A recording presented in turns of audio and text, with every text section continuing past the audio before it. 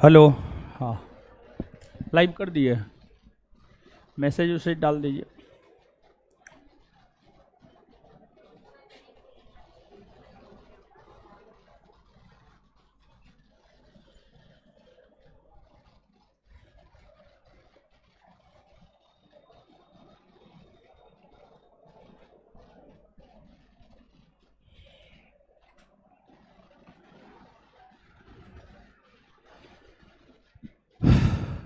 चलिए, क्या हाल चाल है? बढ़िया है। चलिए आ जाइए। तो आपको जो है संघ का शासन पढ़ा रहे हैं, और संघ के शासन की अगर आप बात करेंगे तो संघ के शासन में जो है, संघ के शासन को हम लोग 3 भाग में बांटकर पढ़ते हैं। और संघ के शासन को जो हम लोग 3 भाग में बांटकर पढ़ते हैं, उसमें एक होता है कार्यपालिका, दूसरा होता है विधायिका, और तीसरा होता है आपको न्यायपालिका। तीसरा न्यायपालिका होता है। तो आप सब लोग जानते हैं कार्यपालिका के अंतर्गत राष्ट्रपति, उपराष्ट्रपति, प्रधानमंत्री, मंत्रिपरिषद, महान्यायवादी, ये सभी आते हैं। ये सभी के विषय में हम आपको पढ़ा चुके हैं, अर्थात कार्यपालिका के विषय में हम आपको पढ़ा चुके हैं। इसके बाद आगे है विधायिका। विधायिका विधि के निर्माण करने वाली संस्था को विधायिका कहा जाता है। और अगर आप बात विधायिका की करेंगे तो विधायिका के अंतर्गत जो है आपको मुख्य तौर पर लोकसभा और राज्यसभा आता है। विधायिका के अंतर्गत मुख्य तौर पर जो है आपको लोकसभा और राज्यसभा आता है। तो आज के सेशन में हम लोग पढ़ेंगे विधायिका को। आज के सेशन में हम लोग पढ़ेंगे किसको? विधायिका को। और विधायिका के अंतर्गत जो लोकसभा और राज्यसभा आता है, उसी लोकसभा और राज्यसभा को जो है हम लोग पढ़ेंगे। और कुल मिलाकर के अनुच्छेद वाइज अगर आप जाते हैं तो अनुच्छेद वाइज जो है आप गौर करेंगे, अनुच्छेद 1 से लेकर अनुच्छेद 78 तक हम आपको बता चुके हैं। आगे आज के सेशन में जो हम लोग यहाँ से कंटिन्यू होंगे वह अनुच्छेद 79 से आगे कंटिन्यू होंगे। समझ गए? तो रखिए, ये सब नहीं देना है, सीधा पढ़ा रहे हैं, पढ़िए आराम से। ठीक है, पढ़िए। चलिए, तो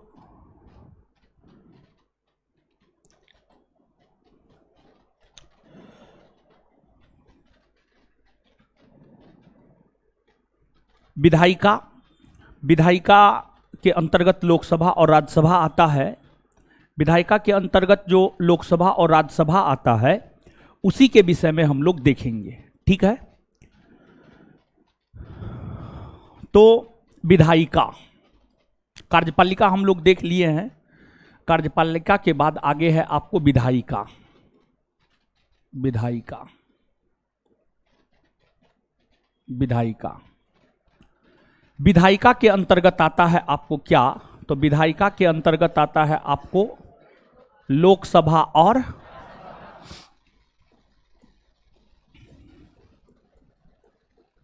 राज्यसभा। जो लोकसभा है, लोकसभा की चर्चा अनुच्छेद 81 में है, और जो राज्यसभा है, राज्यसभा की चर्चा 80 में है। 80 में है। तो लोकसभा की चर्चा 81 में और राज्यसभा की चर्चा 80 में है। तो हम लोगों को जो पहले पढ़ना है, पहले हम लोगों को राज्यसभा के विषय में पढ़ना है, और फिर हम लोगों को लोकसभा के विषय में पढ़ना है। कोई तो स्टाफ उस्टाफ है नहीं, ऊपर में चलवा दिए हैं। अब कोई लड़का लड़की आएगा ना, उसको ऊपर भेज दीजिएगा, कहिएगा ऊपर जाने के लिए। ठीक है, हाँ, ऊपर जाने के लिए। क्लास शुरू होने के बाद एंट्री होता है, डिस्टरबेंस होता है। ठीक है, कर दीजिए, ऊपर जाएगा। आप लड़का हो या लड़की, ठीक है, ऊपर भेजिए उसको। यहाँ से कमेंट हटा दीजिए। क्लास में टीचर एंट्री कर गया, इसको रूल बना दीजिए। ठीक है, एकदम रूल है ये हम बोल रहे हैं, एकदम रूल है। क्लास में टीचर एंट्री कर गया, लड़का हो या लड़की, कोई क्लास में इंटर नहीं करेगा। ऊपर में चल रहा होता है, जाइए ऊपर में पढ़िए आराम से। ठीक है, चलिए। तो लोकसभा डिस्टरबेंस होता है। ठीक है, सुबह में अगर क्लास नहीं हो पाया तो उसमें एक कारण वो भी था। समझ गए? धोनी को कैप्टन कूल कहा जाता है। कैप्टन कूल कहने का मतलब ये नहीं होता है कि उसको गुस्सा नहीं आता है। वो मानव नहीं है, वो भी मानव है। समझ गए? तो हम आपको सब चीज त्याग करके पढ़ा रहे हैं, इसका ये कदापि मतलब आप मत निकालिए कि आप कुछ भी बोल दीजिएगा तो हम सुन लेंगे। और 2-4 हजार रुपया आप दे करके आप रोशन आनंद को खरीद नहीं लिए। रोशन आनंद को खरीदने का औकात किसी में नहीं है, ठीक है? कि आप कुछ भी बोल दीजिएगा हम आपका सुन लेंगे। अगर आप ऐसा सोचते हैं तो आप भ्रम में जी रहे हैं। समझ गए? चलिए, विधायिका, देखिए विधायिका की अगर हम बात करें तो विधायिका के अंतर्गत लोकसभा और राज्यसभा आता है। राज्यसभा की चर्चा अनुच्छेद 80 में है और लोकसभा की चर्चा 81 में है। तो पहले हम लोग अनुच्छेद 80 अर्थात पहले हम लोग राज्यसभा को पढ़ेंगे और फिर बाद में जो है हम लोग लोकसभा को पढ़ेंगे। जितना तू 5,000 दिया होगा, 5,000 से ज्यादा चीज तुमको हम डिलीवर कर दिए हैं। फोटो कॉपी करवाएगा उसमें तुम्हारा पुर जाएगा, ठीक है? देखिए अब समझिएगा, ये जो लोकसभा और राज्यसभा है, लोकसभा और राज्यसभा को सम्मिलित रूप से हम लोग कहते हैं संसद। जैसे माँ, पिताजी, भाई, बहन, दादा, दादी सब अलग अलग है, लेकिन सबको सम्मिलित रूप से मिलाकर कहते हैं एक परिवार। परिवार कहते हैं, परिवार कहते हैं। उसी प्रकार से लोकसभा अलग है, राज्यसभा अलग है, लेकिन दोनों को सम्मिलित रूप से हम लोग कहते हैं संसद। क्या कहते हैं? संसद। संसद, संसद यानी पार्लियामेंट। देखिए एक सांसद होता है, एक संसद होता है, दोनों में अंतर होता है। दोनों में क्या अंतर होता है, इस अंतर को हम आपको समझाते हैं। एक संसद होता है और एक सांसद होता है। एक सांसद होता है, सांसद होता है। संसद का अंग्रेजी होता है पार्लियामेंट। Parliament, parliament.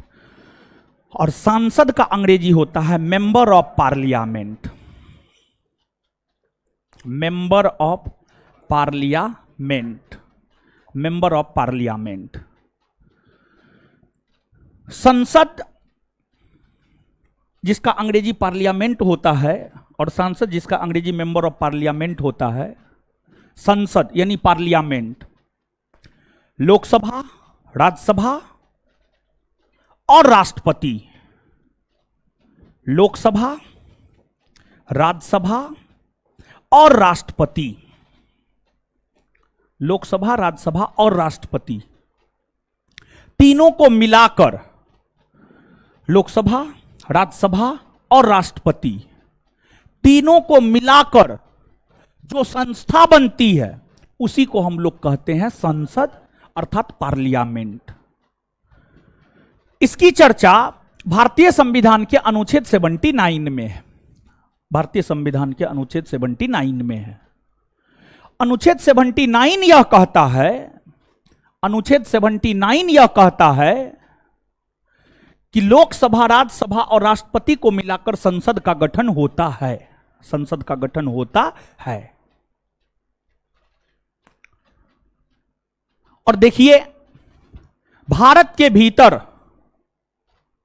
कानून का निर्माण करने वाली सबसे बड़ी संस्था, भारत के भीतर कानून का निर्माण करने वाली सबसे बड़ी संस्था संसद है।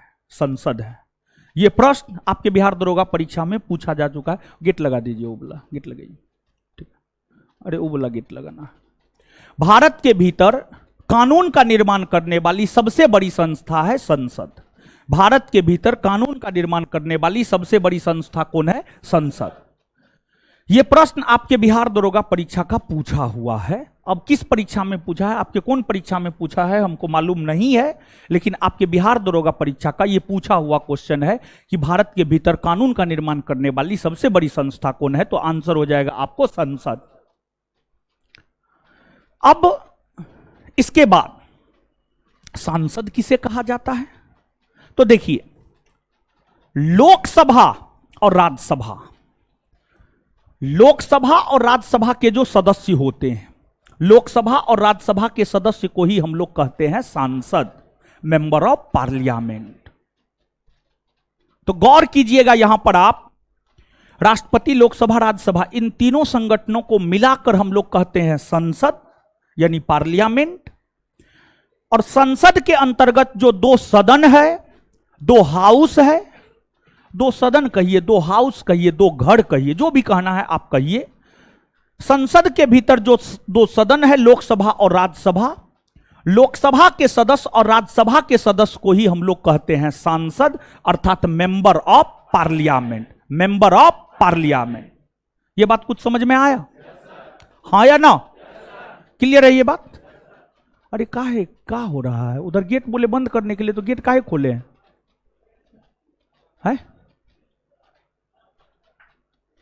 क्या चाहते हैं? अभी भी क्लास ना हो आप लोग, यही ना चाहते हैं? तो चाहते हैं तो हम छोड़ के चल जाएंगे, हमको कोई दिक्कत नहीं है। समझ गए? चलिए, तो ये बात है। अब संसद की अगर हम बात करें, संसद के अंतर्गत आता है लोकसभा, राज्यसभा और राष्ट्रपति। इसमें जहां तक राष्ट्रपति का सवाल है, तो राष्ट्रपति को हम लोग पढ़ चुके हैं, अच्छे से पढ़ चुके हैं। और आप विश्वास रखिए, राष्ट्रपति से कोई भी प्रश्न आएगा आप बनाने की स्थिति में होंगे। इसके बाद आगे है राज्यसभा और लोकसभा। तो इसमें राज्यसभा की चर्चा अनुच्छेद 80 में है और लोकसभा की चर्चा 81 में है। तो अनुच्छेद 79 तो आप जान ही लिए, अनुच्छेद 80 को जान लीजिए, अर्थात आप राज्यसभा को जान लीजिए, राज्यसभा को आप जान लीजिए। तो राज्यसभा जिसकी चर्चा अनुच्छेद 80 में है, जिसकी चर्चा अनुच्छेद 80 में है, जो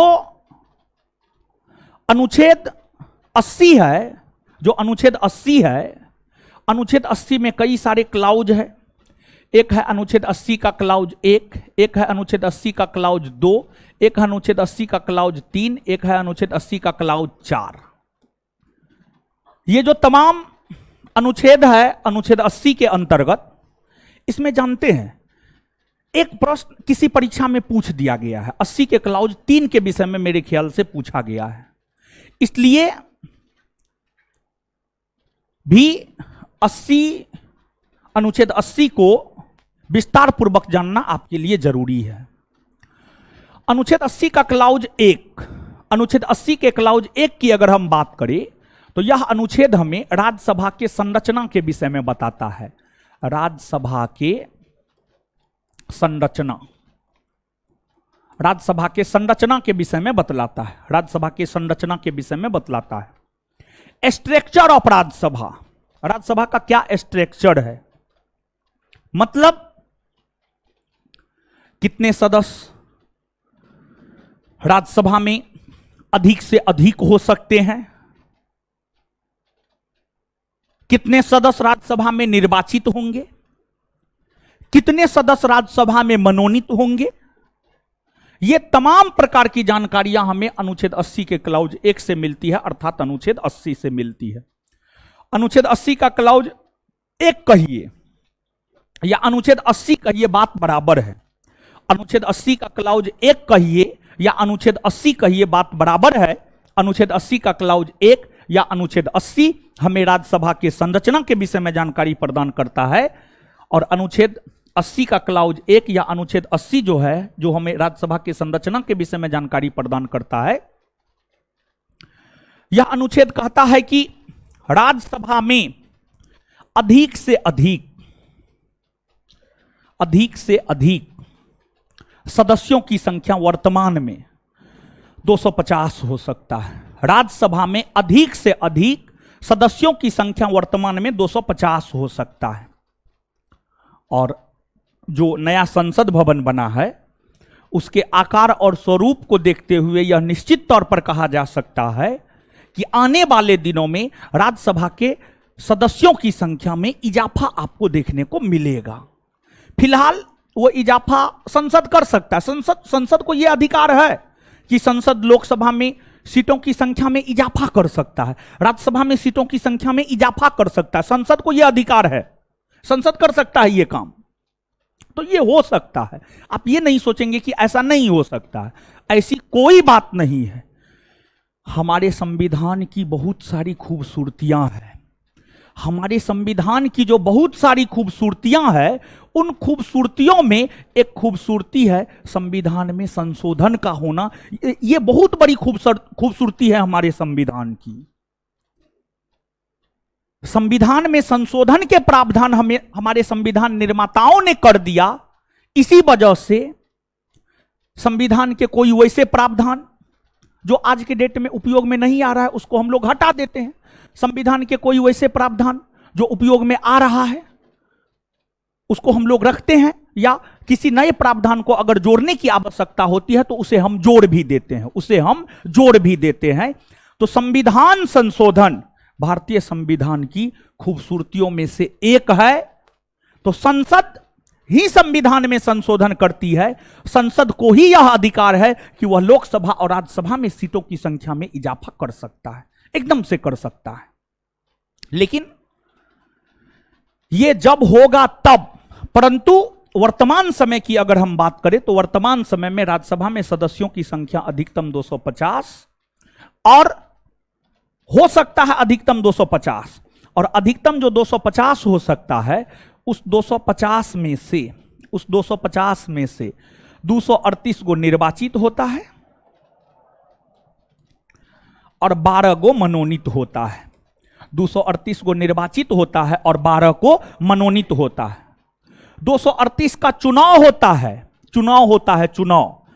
चुनाव कैसे होता है नहीं होता है आगे हम इस बात की चर्चा करेंगे, लेकिन 238 का चुनाव होता है और 12 गो मनोनीत होते हैं, और 12 गो का जो मनोनयन होता है वह राष्ट्रपति के द्वारा किया जाता है। और राष्ट्रपति साहित्य, कला, विज्ञान, समाज सेवा, इन क्षेत्रों में जिन भी भारतीय लोगों का योगदान होता है उन्हें राज्यसभा के सदस्य के तौर पर नियुक्त करने का काम भारत के राष्ट्रपति करते हैं। यह तो अधिकतम के प्रावधान है कि अधिकतम इतना हो सकता है, लेकिन वर्तमान में है कितना? तो वर्तमान की अगर हम बात करें तो वर्तमान में है आपको 245 में से 233 निर्वाचित होते हैं। 245 में से 233 क्या होते हैं? निर्वाचित होते हैं, और 12 मनोनीत होते हैं। 12 का मनोनयन राष्ट्रपति के द्वारा साहित्य, कला, विज्ञान, समाज सेवा के क्षेत्र से किया जाता है। यही संरचना है, यही स्ट्रक्चर है राज्यसभा का। यही जो राज्यसभा की संरचना है, राज्यसभा का जो स्ट्रक्चर है, उसी विषय में जानकारी हमें भारतीय संविधान का अनुच्छेद 80 का क्लाउज 1 या अनुच्छेद 80 देता है। इसके बाद आगे है अनुच्छेद 80 का क्लाउज 2। अनुच्छेद 80 का क्लाउज 2, अनुच्छेद 80 के क्लाउज 2 की अगर हम बात करें तो जो 80 का क्लाउज 2 है यह हमें यह जानकारी देता है, यह हमें क्या जानकारी देता है इसको आगे जानेंगे, लेकिन उससे पहले एक बात जानिए। संविधान का अनुसूची हम आपको पढ़ाए हैं, एकदम से पढ़ाए हैं। चौथी अनुसूची में क्या है? राज्यसभा में सीटों का बंटवारा, राज्यसभा में सीटों का। और जब किसी राज्य को राज्यसभा में सीट दिया जाता है, जब किसी राज्य को राज्यसभा में सीट दिया जाता है, कई सारे फैक्टर को देखा जाता है, लेकिन उसमें से एक जनसंख्या को भी देखा जाता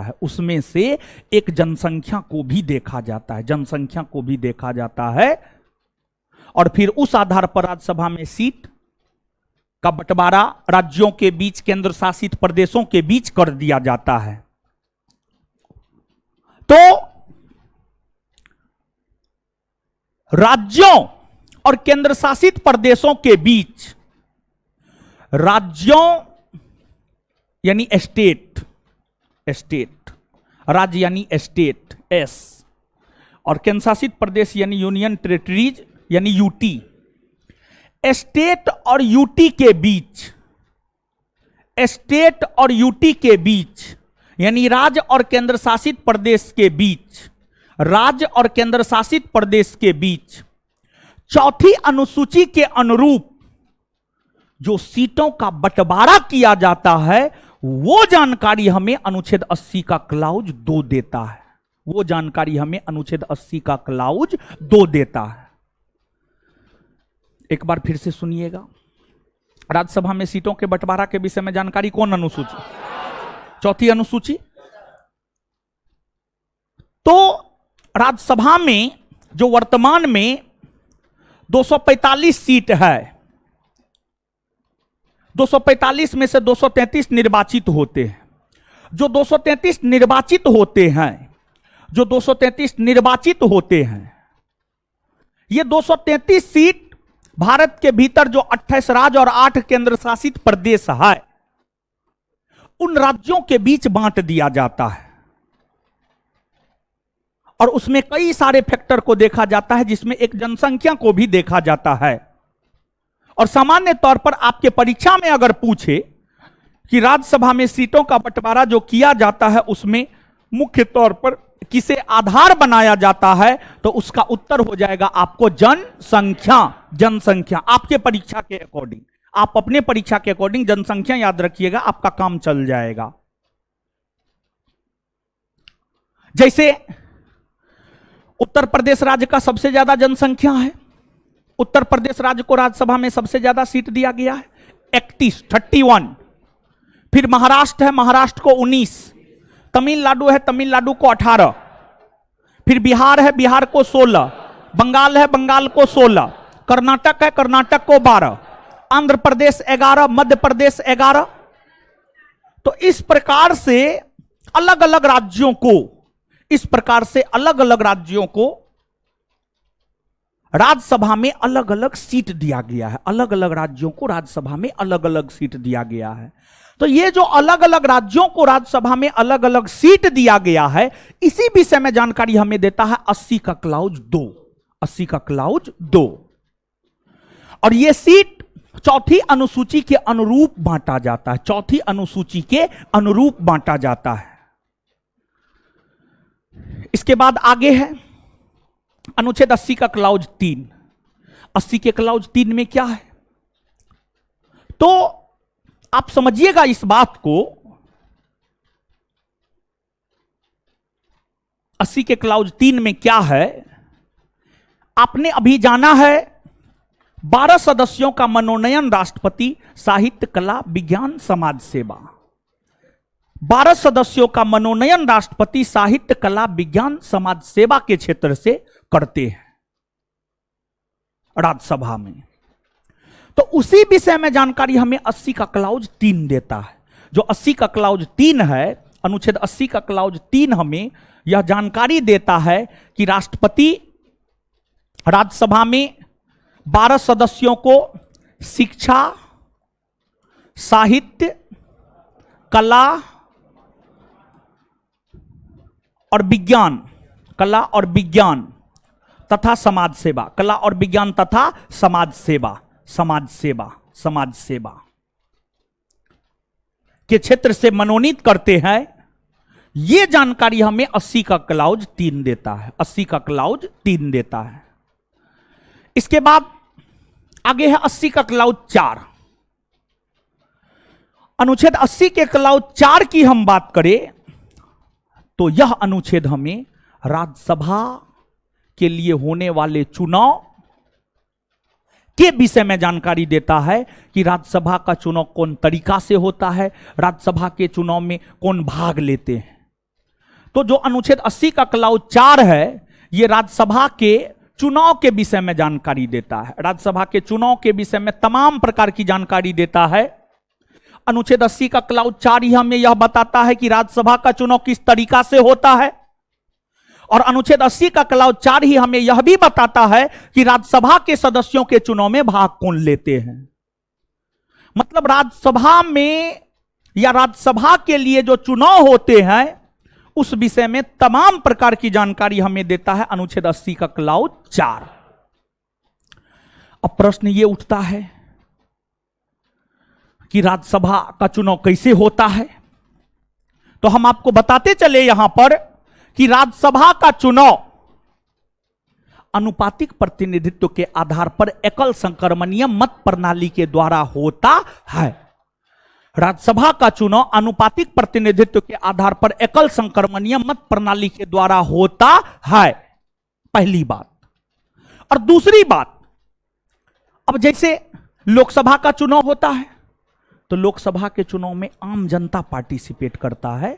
आम जनता मतलब हम आप जैसे लोग लोकसभा के चुनाव में प्रत्यक्ष तौर पर पार्टिसिपेट करने का काम करते हैं। तो क्या राज्यसभा के चुनाव में आम जनता पार्टिसिपेट करती है? नहीं, राज्यसभा के चुनाव में आम जनता पार्टिसिपेट नहीं करती है।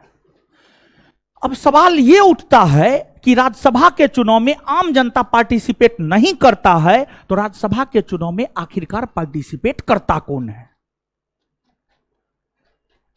तो इसको आराम से समझिएगा और इसको समझिए। यहां से प्रश्न आता है और विद्यार्थी गलती करके आता है, इसलिए इसको आराम से समझिए आप। देखिए, बिहार एक एग्जाम्पल के तौर पर समझते हैं, क्योंकि हम लोग बिहार के रहने वाले हैं, बिहार की राजधानी पटना में बैठ करके पढ़ रहे हैं, तो बिहार एक एग्जाम्पल के तौर पर समझिए। बिहार को लोकसभा में लोकसभा में 40 और राज्यसभा में 16, तो बिहार को राज्यसभा में सीट है कितना? 16।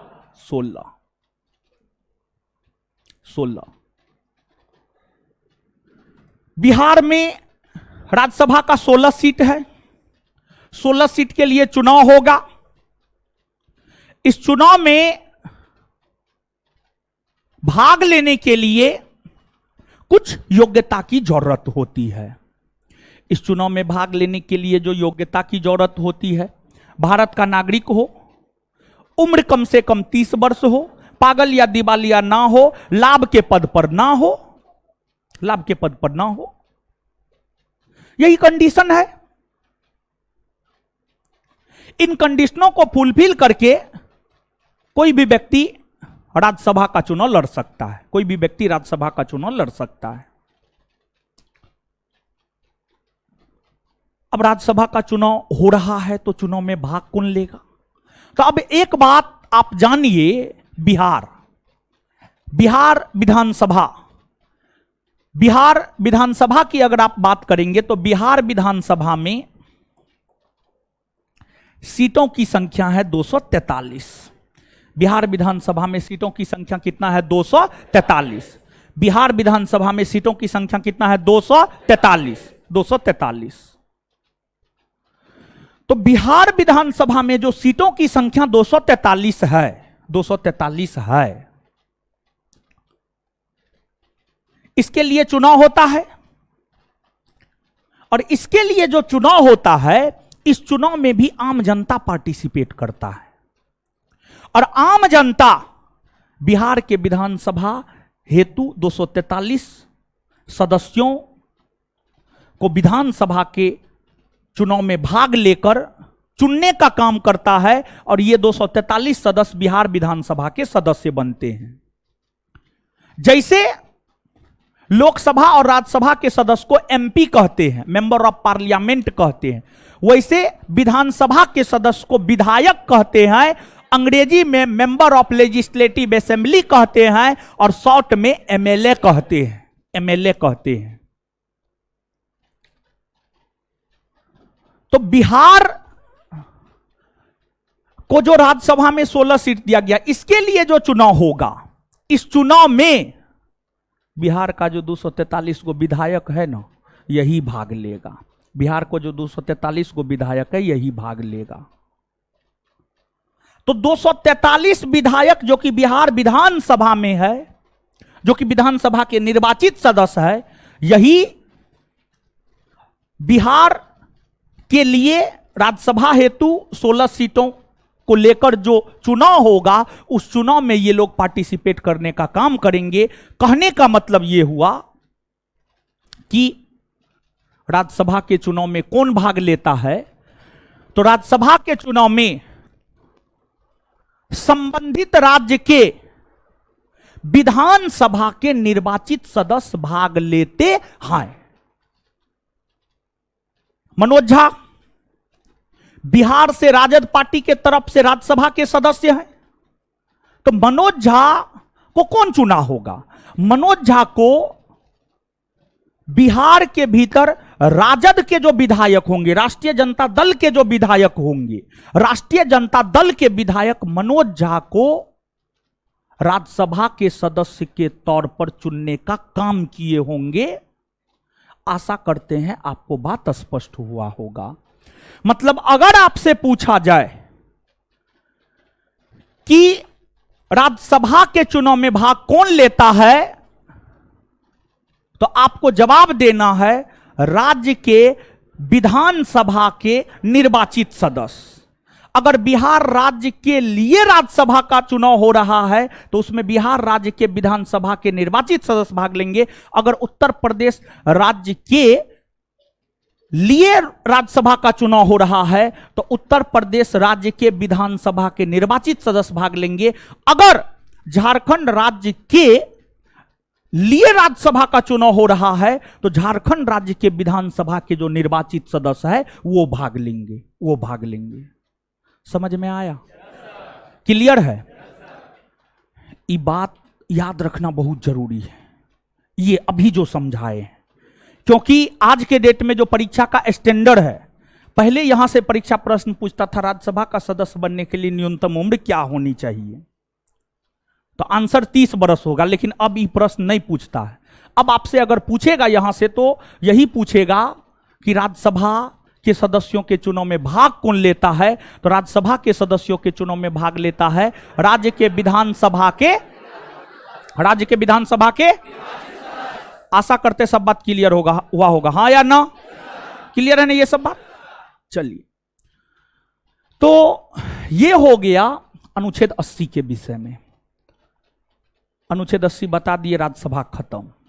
लेकिन थोड़ा सा और राज्यसभा के विषय में हम लोग जानने का प्रयास करते हैं। थोड़ा सा और राज्यसभा के विषय में हम लोग जानने का प्रयास करेंगे, लेकिन उससे पहले एक बात आप जानिए। राज्यसभा को कई नामों से जाना जाता है। राज्यसभा की अगर आप बात करेंगे तो राज्यसभा को उच्च सदन कहा जाता है, बड़ों का सदन कहा जाता है, द्वितीय सदन कहा जाता है। राज्यसभा को उच्च सदन, बड़ों का सदन या द्वितीय सदन कहा जाता है। उसी प्रकार से अगर लोकसभा की आप बात करेंगे तो लोकसभा को निम्न सदन कहा जाता है, प्रथम सदन कहा जाता है, या लोकप्रिय सदन कहा जाता है, या जनता का सदन कहा जाता है, इन सभी नामों से लोकसभा को जाना जाता है। और ध्यान रखें, राज्यसभा को पहले राज्यसभा नहीं कहा जाता था। राज्यसभा को पहले कहा जाता था राज्य परिषद।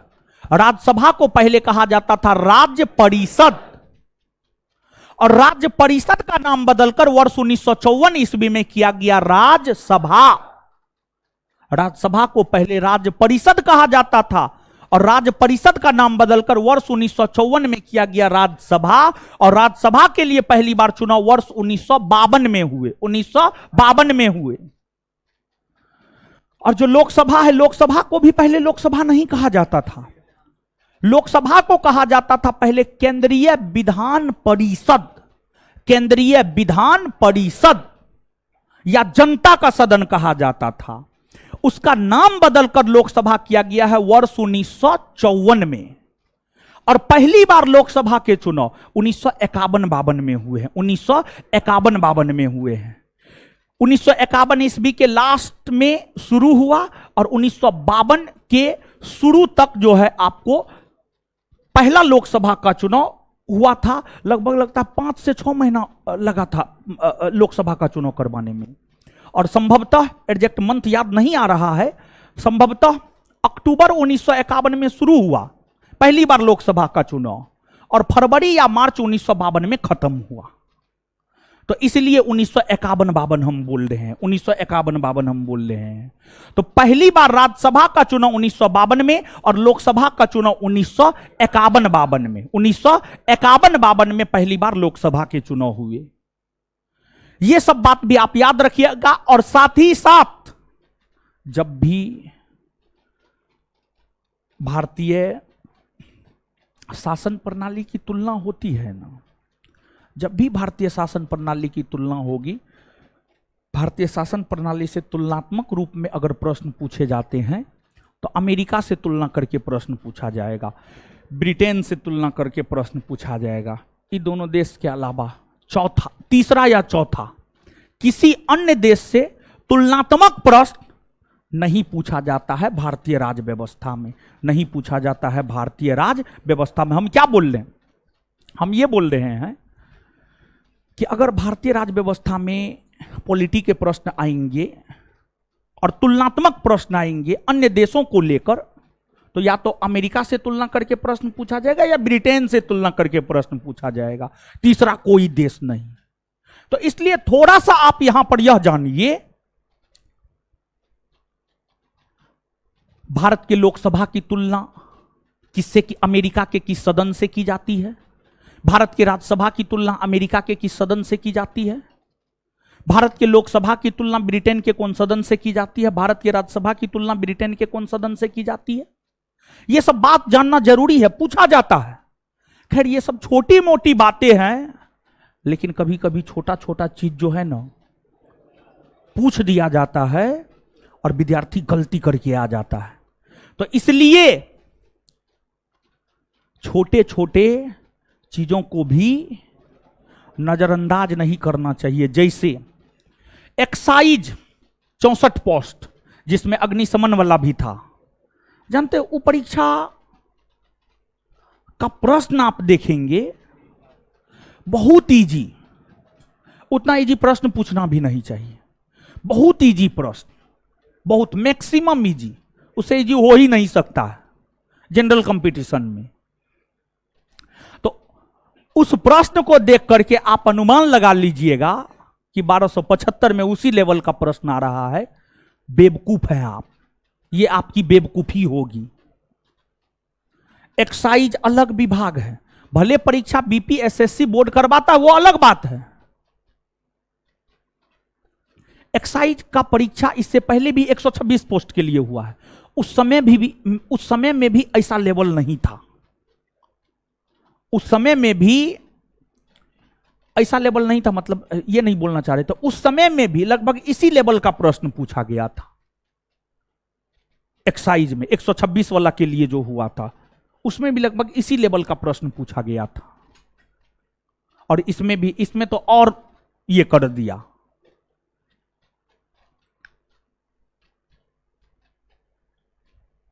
लेकिन जो मेन एसआई की वैकेंसी आती है 1717, 2446, 2213, उसका प्रीलिम्स का क्वेश्चन का देखिए एकदम स्टैंडर्ड है।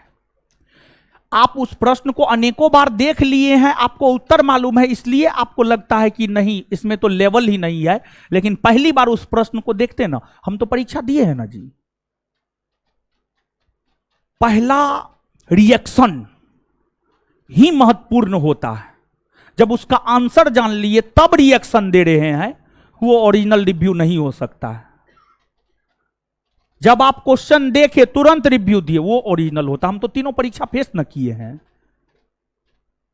तो क्वेश्चन का स्टैंडर्ड रहा है, और 1275 में भी क्वेश्चन का स्टैंडर्ड रहेगा, और 15 से 20 प्रश्न ऐसा रहेगा जो आप पहली बार देखेंगे। ये भी बात हम आपको बता देना चाहते हैं, 15 से 20 प्रश्न ऐसा रहेगा जो आप पहली बार देखेंगे।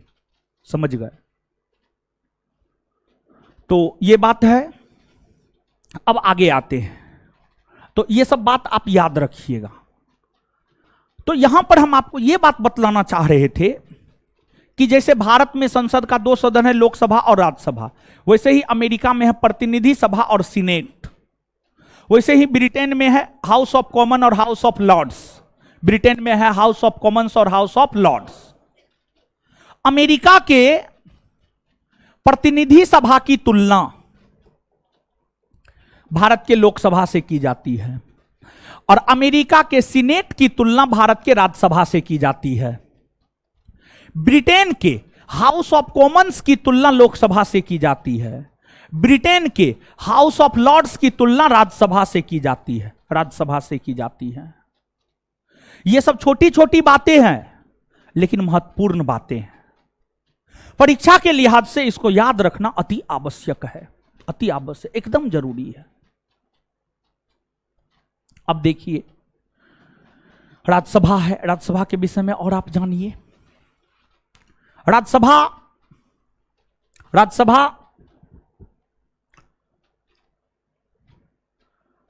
के सदस्य बनने की योग्यता क्या है, यह बात हमने आपको बतला दिया है।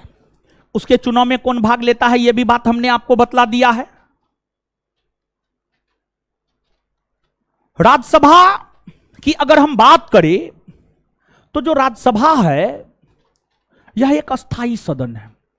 जो राज्यसभा है यह एक अस्थाई सदन है, अस्थाई सदन है,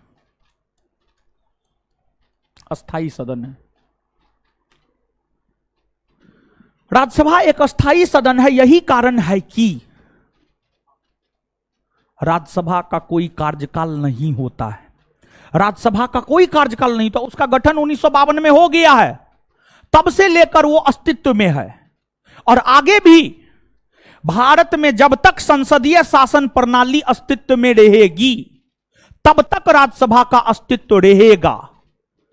जब भारत में संसदीय शासन प्रणाली खत्म हो जाएगा तभी राज्यसभा का अस्तित्व समाप्त हो सकता है। क्योंकि जब आप संसदीय शासन प्रणाली को पढ़ेंगे ना, तो संसदीय शासन प्रणाली होने का पहला गुण यही है, संसद का 2 सदन होना चाहिए। अगर संसद का 2 सदन है तो मतलब संसदीय शासन प्रणाली है, अगर नहीं है तो मतलब संसदीय शासन प्रणाली नहीं है। इसीलिए बात अगर लोकसभा की करें तो लोकसभा में तो जनता के द्वारा चुने हुए प्रतिनिधि जाते हैं, तो लोकसभा तो कभी खत्म होने का सवाल ही पैदा नहीं होता है। खत्म किया जा सकता है राज्यसभा को। तो राज्यसभा की अगर हम बात करें, अगर राज्यसभा खत्म हो गया तो मान लीजिएगा आप, भारत में संसदीय शासन प्रणाली खत्म हो गया। और संसदीय शासन प्रणाली भारत में कभी खत्म हो ही नहीं सकता है, क्योंकि संसदीय शासन प्रणाली संविधान के बेसिक स्ट्रक्चर में आता है, और संविधान के बेसिक स्ट्रक्चर में जो प्रावधान आते हैं उसमें संशोधन करने का अधिकार किसी को भी नहीं है, किसी को भी नहीं है, नहीं है। इसलिए राज्यसभा कभी समाप्त नहीं हो सकता, किसी सिचुएशन में नहीं हो सकता। राज्यसभा तभी समाप्त होगा जब भारत का संविधान समाप्त हो जाएगा, और भारत का संविधान समाप्त होना मुश्किल ही नहीं, नामुमकिन है, कभी नहीं हो सकता है। कुछ चीज ऐसा होता है जो कभी खत्म हो ही नहीं सकता है, तो उसमें एक भारत का संविधान है। और हम आपको बता दें, कुरान, रामायण, महाभारत, गीता, बाइबिल, सबसे ऊपर है भारत का संविधान। क्योंकि कुरान, रामायण, महाभारत, गीता, बाइबिल आपको कोई अधिकार नहीं देता है। कुरान, रामायण, महाभारत, गीता, बाइबिल आपको जीवन जीने का तरीका सिखाता है, आपको अधिकार देता है भारत का संविधान। अगर हमको पर्सनली पूछा जाए कि आपको गीता का पूजा करना पसंद करेंगे या आप भारत के संविधान का, तो हम भारत के संविधान को चुनेंगे हर कंडीशन में, समझ गए। क्योंकि अभी जो हम बोल लेते हैं, अभी जो हम आ जा लेते हैं, सरकार की आलोचना कर लेते हैं, ये सब अधिकार हमें भारत का संविधान दिया है। बिना अधिकार का कुछ हो ही नहीं सकता है। आप जीवन जीने का बहुत तरीका जानते हैं, लेकिन आपको जीवन जीने का अधिकार ही नहीं है, तो तरीका जान करके का घंटा डोलाइएगा आप। तो इसलिए हर कंडीशन में संविधान को चुनना है, और हर कंडीशन में संविधान को ऊपर रखना है। चाहे आप हिंदू है, मुसलमान है, सिख है, ईसाई है, बौद्ध है, जैन है, पारसी है, कुछ भी है, हर कंडीशन में भारत के संविधान को ऊपर रखना है। क्योंकि संविधान ही आपको सब अधिकार देता है। संविधान नहीं रहता ना, तो देश का क्या हाल होता, देश तालिबान से भी गया गुजरा रहता भारत, समझे। तो इसलिए संविधान सर्वोपरि, कुरान, रामायण, महाभारत, गीता, बाइबिल सबसे सर्वोपरि, गुरु ग्रंथ साहिब सबसे सर्वोपरि संविधान। तो राज्यसभा अस्थाई सदन है, राज्यसभा का कोई कार्यकाल नहीं होता है, और इसे भंग भी नहीं किया जा सकता है। परंतु राज्यसभा के जो सदस्य होते हैं, राज्यसभा के सदस्यों का कार्यकाल होता है, और राज्यसभा के सदस्यों का कार्यकाल 6 वर्षों का होता है। राज्यसभा के सदस्य का कार्यकाल होता है, और राज्यसभा के सदस्यों का कार्यकाल 6 वर्षों का होता है, और प्रत्येक 2 वर्ष पर राज्यसभा के 1/3 सदस्य पदमुक्त होते हैं। प्रत्येक 2 वर्ष पर राज्यसभा के 1/3 सदस्य पदमुक्त होते हैं। यह भी बात आप याद रखिएगा। अब देखिएगा यहां पर अब आगे हम लोग देखेंगे राज्यसभा के पदाधिकारी, राज्यसभा के पदाधिकारी, फिर राज्यसभा के कार्य। राज्यसभा के पदाधिकारी और राज्यसभा के कार्य को देख लीजिए, काम खत्म। और राज्यसभा में कुछ आया ही नहीं, और राज्यसभा से बहुत ज्यादा प्रश्न भी नहीं पूछा जाता है। लोकसभा बड़ा है, लोकसभा महत्वपूर्ण है, लोकसभा से प्रश्न पूछे जाते हैं। तो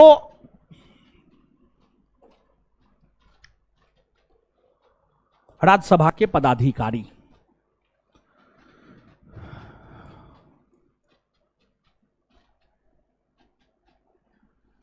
राज्यसभा के पदाधिकारी देखिए,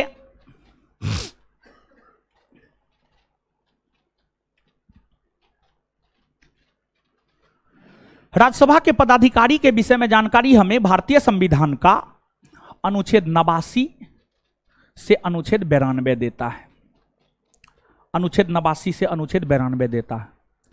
बिहार दरोगा एक्साइज 126 में प्रीलिम्स में अनुच्छेद 92 से संबंधित प्रश्न पूछे गए। अनुच्छेद 92 ही पूछा गया था, अनुच्छेद 92 का प्रावधान दे दिया गया था। पूछा गया था ये बात कौन अनुच्छेद में है, तो आंसर 92 होता। तो ऐसा भी नहीं है कि राज्यसभा से प्रश्न पूछा ही नहीं जाता, उतना भी इसको निगलेक्ट नहीं करना है कि एकदम छोड़ ही देना है कि सर तो बोले हैं लोकसभा ज्यादा महत्वपूर्ण है, तो ऐसा भी बात नहीं है। अनुच्छेद 89 सबसे पहले आप जानिए। अनुच्छेद 89, अनुच्छेद 89 की अगर हम बात करें तो जो अनुच्छेद 89 है, यह अनुच्छेद कहता है कि राज्यसभा का एक सभापति और एक उपसभापति होगा, एक उपसभापति होगा। अनुच्छेद 89 यही कहता है। अनुच्छेद 89 यह कहता है कि राज्यसभा का एक सभापति और एक उपसभापति होगा। अनुच्छेद 89 बस इतना ही कहता है। और दूसरी बात आप यहां पर यह जानिए कि आप अनुच्छेद 89 और अनुच्छेद 64 दोनों को जोड़कर पढ़ना होगा आपको। देखिए वो लड़की सो रही है, एक तो लेट से आई है, ऊपर से सो रही है। अच्छा, खा के आई होगी दवा करके दाल भात चोखा।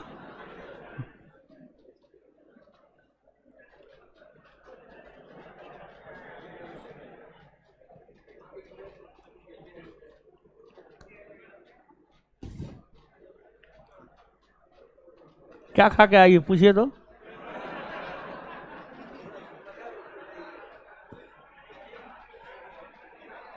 दाल भात भुजिया, रोटी खाइए आप लोग महाराज, रोटी खाइए रोटी।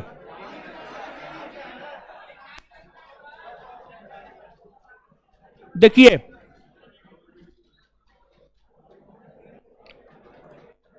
अनुच्छेद 89 को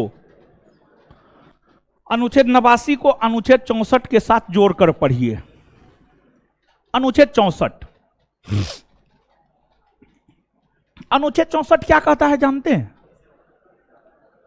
अनुच्छेद 64 कहता है कि उपराष्ट्रपति राज्यसभा के पदेन सभापति होंगे।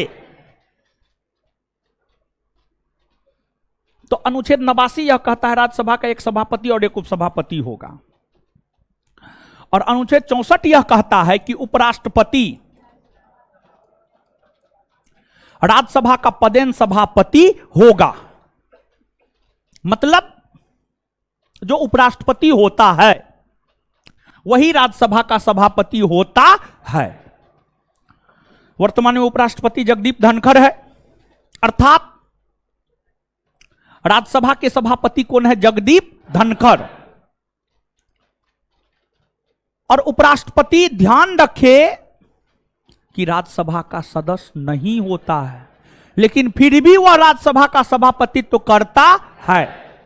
अर्थात राज्यसभा एक ऐसा सदन है जिसका सभापतित्व तो उसके सदस्य नहीं करते हैं, जब उपराष्ट्रपति बता रहे थे तब पर भी हम आपको यह बात समझाए थे और अभी भी ये बात समझाए हैं, और ये बात परीक्षा के लिहाज से तभी भी बोल रहे थे महत्वपूर्ण है और अभी भी बोल रहे हैं महत्वपूर्ण है, तो याद रखिएगा।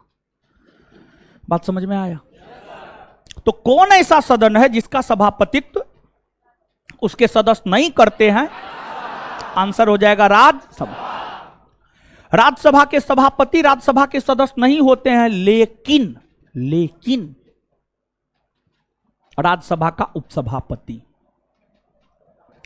राज्यसभा के उपसभापति की आप बात करेंगे तो राज्यसभा का उपसभापति वही बन सकता है जो राज्यसभा का सदस्य है। जो राज्यसभा का सदस्य है वही राज्यसभा का उपसभापति बन सकता है। मतलब राज्यसभा एक ऐसा सदन है जिसका सभापति उसके सदस्य नहीं होते हैं, लेकिन उपसभापति बनने के लिए उस सदन का सदस्य होना आवश्यक है। तो उपसभापति वही होगा जो राज्यसभा का सदस्य होगा, अदरवाइज नहीं हो सकता है। कुछ समझ में आया? तो आज तक देखिए इस लैंग्वेज में प्रश्न नहीं पूछा है, और जब पूछेगा तो विद्यार्थी को ये तो नया क्वेश्चन है, ये कहां से आ गया? तो ये कहां से नहीं आई? आपके सिलेबस का अंग है, आप सोच नहीं पा रहे हैं। क्वेश्चन क्या पूछेगा? क्वेश्चन ये पूछेगा, निम्न में से कौन ऐसा सदन है जिसके सभापतित्व उस सदन के सदस्य नहीं करते हैं, लेकिन उपसभापति उस सदन का ही कोई एक सदस्य बन सकता है? तो उत्तर हो जाएगा राज्यसभा। उत्तर क्या हो जाएगा? राज्यसभा। यह बात क्लियर है? आगे दूसरा है अनुच्छेद 90। अनुच्छेद 90, अनुच्छेद 90 की अगर हम बात करें तो जो अनुच्छेद 90 है, यह अनुच्छेद हमें राज्यसभा के उपसभापति के पद रिक्त होने, उपसभापति के पद रिक्त होने के विषय में जानकारी देता है। सिर्फ उपसभापति। देखिए राज्यसभा में थोड़ा थोड़ा ट्विस्ट है, जैसे आप सीधा सीधा सोचते हैं वैसे सीधा सीधा बात राज्यसभा में नहीं है, इसलिए भी यहां से प्रश्न आने की संभावना है। तो राज्यसभा के उपसभापति के पद रिक्त होने के विषय में जानकारी अनुच्छेद 90 देता है, और जबकि राज्यसभा के सभापति उपराष्ट्रपति होते हैं, और उपराष्ट्रपति के पद रिक्त होने के विषय में जानकारी देता है हमें कौन अनुच्छेद? अनुच्छेद 68। अनुच्छेद 68 अर्थात राज्यसभा के सभापति के पद रिक्त होने के विषय में जानकारी देता है अनुच्छेद 68, और उपसभापति के पद रिक्त होने के विषय में जानकारी देता है अनुच्छेद 90। तो उपसभापति का पद किस किस स्थिति में रिक्त हो सकता है? तो पहला, उपसभापति का पद तब रिक्त हो सकता है जब उनका पद पर रहते हुए मृत्यु हो गया, तब रिक्त हो सकता है जब वे त्यागपत्र दे दिए। उपसभापति अपना त्यागपत्र किसको देता है? तो उपसभापति अपना त्यागपत्र देता है सभापति को, अर्थात उपराष्ट्रपति को, और सभापति अपना त्यागपत्र देता है राष्ट्रपति को, अर्थात उपराष्ट्रपति अपना त्यागपत्र देता है राष्ट्रपति को। जबकि जानते हैं लोकसभा में क्या होता है? लोकसभा का अध्यक्ष अपना त्यागपत्र उपाध्यक्ष को, उपाध्यक्ष अपना त्यागपत्र अध्यक्ष को। विधानसभा में विधानसभा का अध्यक्ष अपना त्यागपत्र उपाध्यक्ष को, उपाध्यक्ष अपना त्यागपत्र अध्यक्ष को। विधान परिषद में विधान परिषद के सभापति अपना त्यागपत्र उपसभापति को, उपसभापति अपना त्यागपत्र सभापति को। ऐसे होता है, लेकिन राज्यसभा में ऐसे नहीं होता है। राज्यसभा में क्या होता है? उपसभापति अपना त्यागपत्र सभापति को देता है, लेकिन सभापति अपना त्यागपत्र उपसभापति को नहीं देता है, बल्कि सभापति अपना त्यागपत्र देता है राष्ट्रपति को। हम क्या बोल रहे हैं? सुन रहे हैं? समझ रहे हैं? ये बात दिमाग में जा रहा है? तो ये सब देखिए थोड़ा कंट्राडिक्शन है, थोड़ा अलग अलग है, ठीक है? ये सब थोड़ा अलग अलग है, मतलब सामान्य प्रावधान से अलग हट करके है, इसलिए यहां से प्रश्न पूछने की संभावना है। क्या बोल रहे थे? ठीक है, चलिए इसके बाद आगे है उपसभापति के पद और किस स्थिति में रिक्त हो सकता है? तो अगर उसे सदन के द्वारा साधारण बहुमत से संकल्प पारित कर पद से हटा दिया जाता है। तो मृत्यु होने पर, त्यागपत्र देने पर, अगर राज्यसभा सदन के द्वारा उपसभापति को पद से हटा दिया जाता है या उपसभापति राज्यसभा का सदस्य नहीं रह पाता है या उपसभापति राज्यसभा का सदस्य नहीं रह पाता है, ये तमाम स्थितियां हैं जो हमें यह जानकारी देता है कि उपसभापति का पद कैसे कैसे रिक्त होता है। इसके बाद आगे है अनुच्छेद 91। अनुच्छेद 91 की अगर आप बात करेंगे तो जो अनुच्छेद 91 है, यह अनुच्छेद सभापति के कार्य अधिकार शक्ति, सभापति के कार्य अधिकार और शक्ति। अब सभापति है, राज्यसभा का सभापति है, तो उसका कुछ ना कुछ काम है ना जी। उसका काम है राज्यसभा का सभापतित्व करना, राज्यसभा का संचालन करना, यह सब उसका काम होता है। तो सभापति के जो काम है, उसके जो अधिकार है, उसकी जो शक्तियां हैं, उस विषय में जानकारी अनुच्छेद 91 देता है। और सभापति के तौर पर कोई भी काम करे उसको वही कार्य अधिकार शक्ति प्राप्त होता है जो एक सभापति को प्राप्त होता है। इसके बाद आगे है अनुच्छेद 92। अनुच्छेद 92 की अगर आप बात करेंगे तो अनुच्छेद 92 यह कहता है कि अगर सभापति और उपसभापति,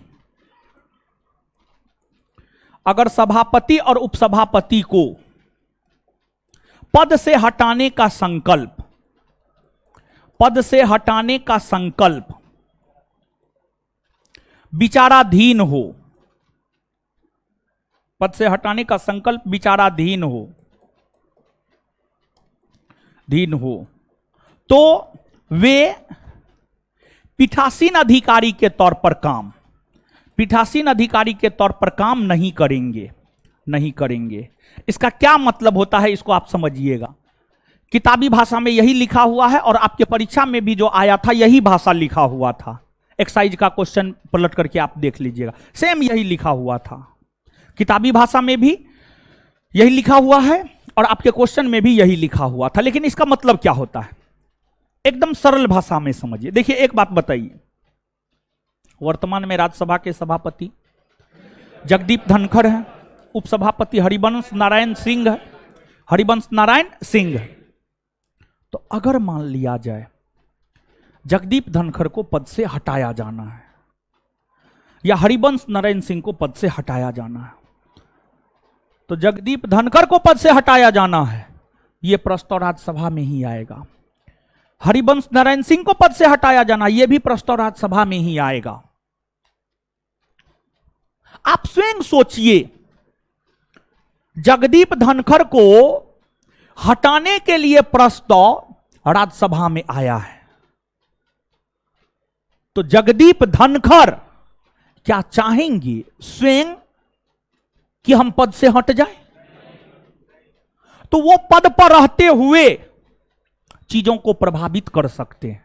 नहीं कर सकते। एकदम से कर सकते हैं, निर्णायक मत डालने का अधिकार उनको होता है, उसको एक्सेप्ट ही नहीं करेंगे। यानी उनको हटाने के लिए जो प्रस्ताव आएगा उसको एक्सेप्ट ही नहीं करेंगे। एक्सेप्ट नहीं करेंगे तो राज्यसभा में चर्चा परिचर्चा मतदान होबे नहीं करेगा, काम खत्म है। तो ऐसा ना हो, इसी को लेकर कहा गया कि अगर राज्यसभा के सभापति को पद से हटाने का प्रस्ताव लाया गया है या संकल्प लाया गया है या राज्यसभा के उपसभापति को पद से हटाने के लिए प्रस्ताव या संकल्प लाया गया है, तो इस स्थिति में सभापति तो नहीं कर सकेंगे और उपसभापति तो नहीं कर सकेंगे। मतलब अगर जगदीप धनखड़ को पद से हटाने का संकल्प लाया गया है या अगर हरिवंश नारायण सिंह को पद से हटाने का संकल्प लाया गया है, तो ये दोनों सभापतित्व और उपसभापतित्व नहीं कर सकेंगे, अर्थात पीठासीन अधिकारी के तौर पर काम नहीं कर सकेंगे। अब पीठासीन अधिकारी के तौर पर काम करेंगे कौन? ये तय भारत के राष्ट्रपति करेंगे। कौन करेंगे? क्लियर है ये बात? तो यही बात कहता है अनुच्छेद 92। अनुच्छेद 92 समझ गए होंगे मेरे ख्याल से, हाँ या ना? तो एक लाइन और, अनुच्छेद 92 यह कहता है कि अगर जगदीप धनखड़ को पद से हटाने का संकल्प लाया गया है तो जगदीप धनखड़ राज्यसभा का सभापतित्व नहीं कर सकेंगे। यही बात कहता है अनुच्छेद 92। यह राज्यसभा के पदाधिकारी के विषय में हुआ। इसके बाद आपको राज्यसभा के कार्य, राज्यसभा के कार्य क्या क्या है? बहुत ज्यादा कार्य राज्यसभा के नहीं है, लेकिन फिर भी थोड़ा बहुत कार्य है। जैसे कानून निर्माण में राज्यसभा का अहम योगदान होता है। कानून के निर्माण में राज्यसभा का अहम योगदान होता है, क्योंकि कानून के निर्माण को लेकर अगर विधेयक लोकसभा भी लाया, लोकसभा पारित कर दिया, तो विधेयक राज्यसभा जाएगा। राज्यसभा को उसे पारित करना होगा, तब जाकर राष्ट्रपति के पास जाएगा, तब राष्ट्रपति साइन करेंगे, तब कानून बनेगा। तो कानून के निर्माण में राज्यसभा का एक अहम रोल होता है। दूसरी बात, उपराष्ट्रपति को पद से हटाने में, उपराष्ट्रपति को पद से हटाने में राज्यसभा का अहम योगदान होता है। उपराष्ट्रपति को पद से हटाने संबंधी प्रक्रिया की शुरुआत राज्यसभा से ही होती है। उपराष्ट्रपति को पद से हटाने संबंधी प्रक्रिया की शुरुआत राज्यसभा से ही होती है। तीसरी बात, IAS, IFS जैसे अखिल भारतीय सेवा का सृजन करने का अधिकार राज्यसभा को ही होता है, और राज्यसभा को यह अधिकार देता है भारतीय संविधान का अनुच्छेद 312। भारतीय संविधान का अनुच्छेद 312, भारतीय संविधान का अनुच्छेद 312, भारतीय संविधान का अनुच्छेद 312 राज्यसभा को IAS, IFS जैसे अखिल भारतीय सेवा सृजित करने का अधिकार देता है, देता है। अब कहिएगा अखिल भारतीय सेवा क्या है? तो जब संघ लोक सेवा आयोग, राज्य लोक सेवा आयोग बताएंगे तो वहां पर अखिल भारतीय सेवा बतलाएंगे हम आपको। अन्य तो सीधा एक लाइन में सरल भाषा में समझिए ना, वैसी सेवा जो केंद्र सरकार राज्य सरकार दोनों के लिए काम करे, वही अखिल भारतीय सेवा होता है। SP, DM केंद्र के लिए भी काम करता है, राज्य के लिए भी काम करता है। IAS मतलब DM, IPS मतलब SP या पुलिस कप्तान।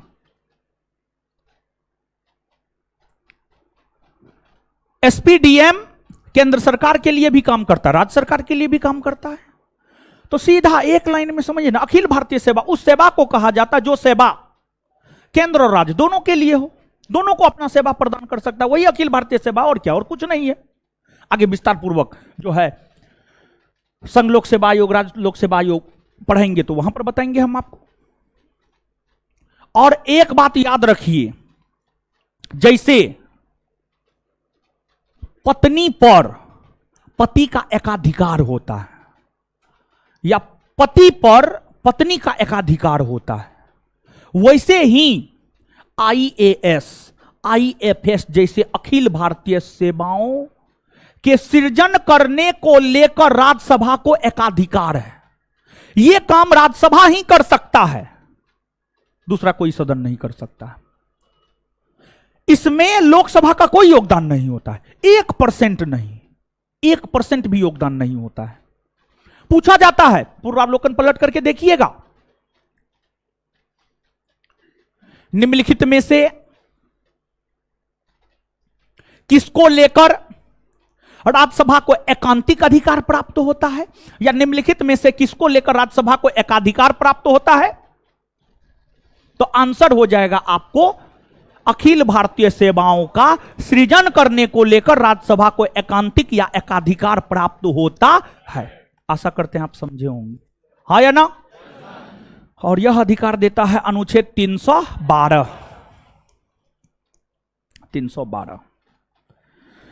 फिर अगला है अनुच्छेद 249। क्या है अनुच्छेद 249? अनुच्छेद 249 राज्यसभा को एक विशिष्ट अधिकार देता है। अनुच्छेद 249 राज्यसभा को एक विशिष्ट अधिकार देता है। कौन सा विशिष्ट अधिकार देता है? कौन सा विशिष्ट अधिकार देता है, ये तो हमें जानना ना होगा जी। देखिए, एक बात आप जानते हैं, निश्चित तौर पर जानते होंगे, भारत का जो संविधान है उसमें काम करने वाले सैकड़ों विषय है। काम करने वाले जो सैकड़ों विषय है उसे 3 सूची में बांट दिया गया है: संघ सूची, राज्य सूची, समवर्ती सूची। संघ सूची पर कानून बनाने का अधिकार संघ सरकार को, राज्य सूची पर कानून बनाने का अधिकार राज्य सरकार को, और समवर्ती सूची पर दोनों को। समवर्ती सूची पर दोनों को है, दोनों को है। तो सामान्य स्थिति में, जैसे सामान्य दिनों में जिसका जो बैच होगा उस टाइम में पढ़ाते होंगे, अभी छुट्टी का टाइम है तो 1 बजे बुला लिए।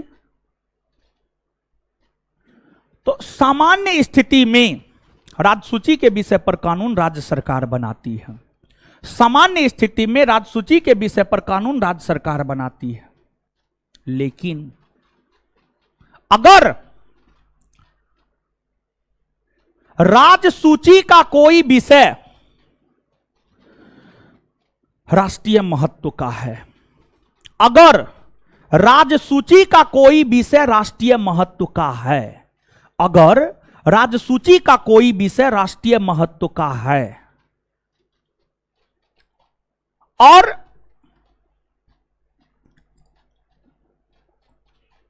राज्यसभा अपने 2/3 बहुमत से यह संकल्प पारित करता है कि उस विषय पर कानून, राज्य सूची के उस विषय पर कानून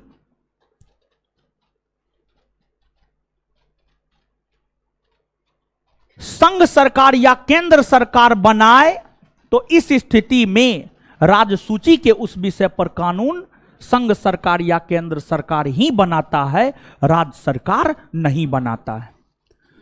एक बार फिर से इस बात को समझिएगा। अनुच्छेद 249 फिर से हम आपको समझा रहे हैं।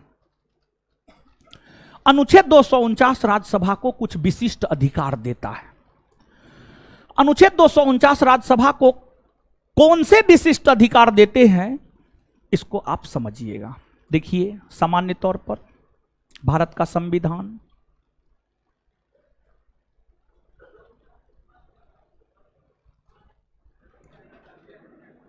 सामान्य तौर पर काम करने वाले विषय को 3 भाग में बांटा गया: संघ सूची, राज्य सूची, समवर्ती सूची। संघ सूची के विषय पर कानून संघ सरकार या केंद्र सरकार, राज्य सूची पर राज्य सरकार और समवर्ती पर दोनों। तो सामान्य स्थिति में राज्य सूची के विषय पर कानून बनाता है राज्य सरकार। लेकिन अगर राज्य सूची का कोई विषय राष्ट्रीय महत्व का है और अगर राज्यसभा अपने 2/3 बहुमत से यह संकल्प पारित करता है कि राज्य सूची के अमुक विषय पर कानून राज्य सरकार नहीं बल्कि केंद्र सरकार या संघ सरकार बनाएगी, तो इस स्थिति में राज्य सूची के उस विषय पर कानून राज्य सरकार नहीं बनाती है बल्कि संघ सरकार या केंद्र सरकार या भारत की संसद बनाती है। यही बात अनुच्छेद 249 कहता है। तो मतलब इसको सरल भाषा में कहे तो, एक लाइन में और सरल भाषा में कहे तो यह कह सकते हैं, राज्यसभा को अनुच्छेद 249 यह अधिकार देता है कि वह राज्य सूची के विषय पर कानून बनाने का अधिकार भारत की संसद या भारत की सरकार या संघ सरकार को दे सकता है। समझे? एक बार फिर से इस लाइन को बोल दे रहे। अनुच्छेद 249 राज्यसभा को यह अधिकार देता है कि राज्यसभा राज्य सूची के किसी विषय पर कानून बनाने का अधिकार भारत की संसद को दे सकता है। यही है। इसके बाद आपको अलग अलग राज्य में राज्यसभा का अलग अलग सीट है। सबसे ज्यादा सीट राज्यसभा का उत्तर प्रदेश में है। नोट में सब राज्य का दिया हुआ है। उत्तर प्रदेश 31, महाराष्ट्र 19, तमिलनाडु 18, बिहार बंगाल 16, कर्नाटक 12। इस प्रकार से आपको दिया हुआ है, इसको भी आप याद कर लीजिएगा। क्लियर है ये बात? अब आइए, जितना पढ़ाए हैं उतना याद करते हैं।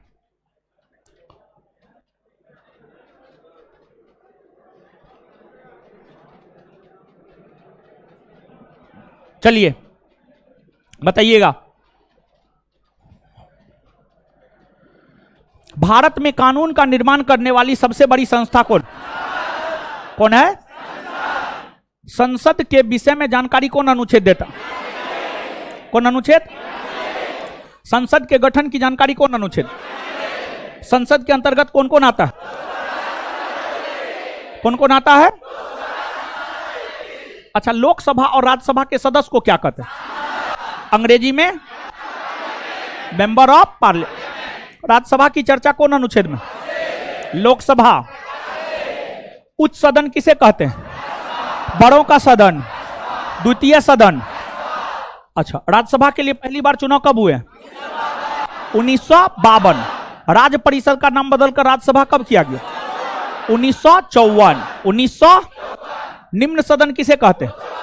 प्रथम सदन, लोकप्रिय सदन, जनता का सदन। इसकी चर्चा कौन अनुच्छेद में? लोकसभा का नामकरण बदलकर लोकसभा कब किया गया? 1954। लोकसभा के लिए पहली बार चुनाव कब हुए? 1951। अमेरिका के किस सदन से भारत के लोकसभा की तुलना की जाए? प्रतिनिधि। ब्रिटेन के कौन सदन से लोकसभा की तुलना? House of. अमेरिका के किस सदन से राज्यसभा की तुलना की जाती है? ब्रिटेन के किस सदन से राज्यसभा की तुलना? House of. राज्यसभा के संरचना के विषय में जानकारी कौन अनुच्छेद? 80 का क्लाउज 1। राज्यसभा के संरचना के विषय में जानकारी कौन अनुच्छेद? राज्यसभा में अधिकतम सदस्यों की संख्या 200। निर्वाचित, मनोनीत, वर्तमान में कितना है? निर्वाचित, मनोनीत। क्लियर है ये बात? चलिए आगे बताइएगा। राज्य और केंद्र शासित प्रदेश में राज्यसभा में सीट चौथी अनुसूची के अनुरूप बांटा गया है। इसकी चर्चा कौन अनुच्छेद में? 80 का क्लाउज। 80 का क्लाउज। अच्छा, आगे। राष्ट्रपति साहित्य, कला, विज्ञान, समाज सेवा के क्षेत्र से 12 सदस्यों को राज्यसभा में मनोनीत करता है। उसकी चर्चा कौन अनुच्छेद में? कौन अनुच्छेद में? कौन अनुच्छेद में? राज्यसभा के चुनाव के विषय में जानकारी कौन? 80 का क्लाउज। अच्छा, राज्यसभा का चुनाव कौन तरीका से होता है? आनुपातिक प्रतिनिधित्व के आधार पर एकल संक्रमणीय मत प्रणाली। राज्यसभा का चुनाव कौन आधार पर होता है? चलिए इसके बाद आगे बताइएगा कि राज्यसभा के चुनाव में भाग कौन लेता है? राज्य के विधानसभा के निर्वाचित सदस्य। राज्य के विधानसभा के। अच्छा, राज्यसभा अस्थाई सदन है या अस्थाई? अस्थाई ना। इसका गठन कब हुआ है? 1952। 1900। क्या राज्यसभा को कभी भंग किया जा सकता है? राज्यसभा का कोई कार्यकाल होता है? नहीं। राज्यसभा के सदस्यों का कार्यकाल होता है। कितने वर्षों का? 6 वर्षों का। राज्यसभा के सदस्यों का कार्यकाल कितने वर्षों का? कितने वर्षों का? प्रत्येक 2 वर्ष पर कितने सदस्य पद मुक्त होते हैं? कितने सदस्य? चलिए आगे बतलाइएगा। राज्यसभा का एक सभापति, एक उपसभापति होगा। कौन अनुच्छेद कहते हैं? अनुच्छेद। कौन ऐसा सदन है जिसका सभापति तो उसके सदस्य नहीं करते हैं? राज्यसभा। उपसभापति के पद रिक्त होने के विषय में जानकारी कौन है? उपसभापति को पद से हटाने संबंधी संकल्प कौन सदन में लाया जाता है? राज्यसभा में। सभापति के कार्य अधिकार शक्ति की चर्चा कौन अनुच्छेद? सभापति और उपसभापति को पद से हटाने का संकल्प विचाराधीन हो तो वह पीठासीन अधिकारी के तौर पर काम नहीं करेगा। कौन अनुच्छेद कहता है? कौन अनुच्छेद कहता है? कौन अनुच्छेद कहता है? उपराष्ट्रपति को पद से हटाने संबंधी प्रक्रिया की शुरुआत कौन सदन करता है? राज्यसभा। कौन सदन? उपराष्ट्रपति को पद से हटाने संबंधी प्रक्रिया की शुरुआत कौन सदन? चलिए IAS IFS जैसे अखिल भारतीय सेवा सृजन करने का अधिकार कौन सदन को है? कौन सदन को है?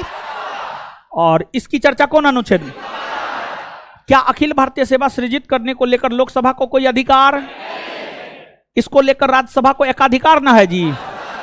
चलिए, भारतीय संविधान का कौन अनुच्छेद राज्यसभा को यह अधिकार देता है कि राज्यसभा अपने 2/3 बहुमत से संकल्प पारित कर राज्य सूची के किसी विषय पर कानून बनाने का अधिकार भारत की संसद को दे सकता? 200 सबसे ज्यादा राज्यसभा सीट कौन राज्य? कितना? 31। बिहार में याद हुआ? यही है, ठीक है।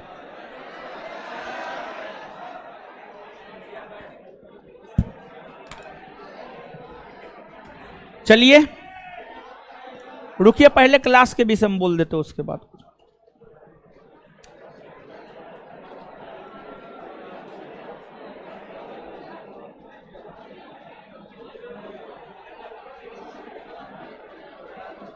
चलिए क्लास के विषय में सुनिए आप लोग है।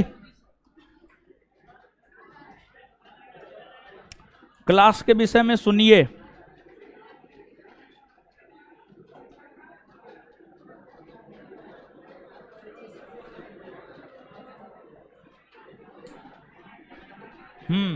कल जो है, जो 10 से 12 और 3 से 5 सॉरी 5 से 7 में ज्योग्राफी चलता है, वो सुबह 10:30 बजे से होगा, 10:30 से 12 1 बजे तक। हाँ ठीक है, 12-1 बजे तक होगा, 1 बजे तक लगभग मान के चलिए होगा। कल ज्योग्राफी खत्म कर देंगे उस बैच में, और उसके बाद 2 बजे से उसके बाद 2 बजे से पॉलिटी का क्लास होगा कल। तीनों बैच का संयुक्त रूप से कल 2 बजे से पॉलिटी का क्लास होगा, 2 बजे से, ठीक है। 2 बजे से लेकर 3, 4, 5 बजे तक पढ़ाएंगे, फिर आधा 1 घंटा गैप देंगे, फिर आगे पढ़ाएंगे, ठीक है। ठीक है, तो सुन लिए ना सब लोग? इससे आगे मिलेंगे हम लोग अगले क्लास में। मैच देखिएगा, लड़की लोग भी देखेगी जी, लड़की लोग भी मैच देखेगी। लड़की में कौन कौन मैच देखेगी?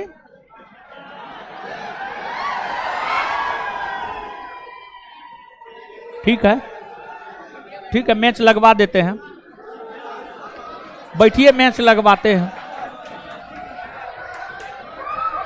कौन खेल रहा है? इंडिया। विकेटों गिर गया, क्या आउट हुआ? बस ये बढ़िया बढ़िया मैच में शुभमन गिल नहीं चलता है, प्रेशर में आ जाता है।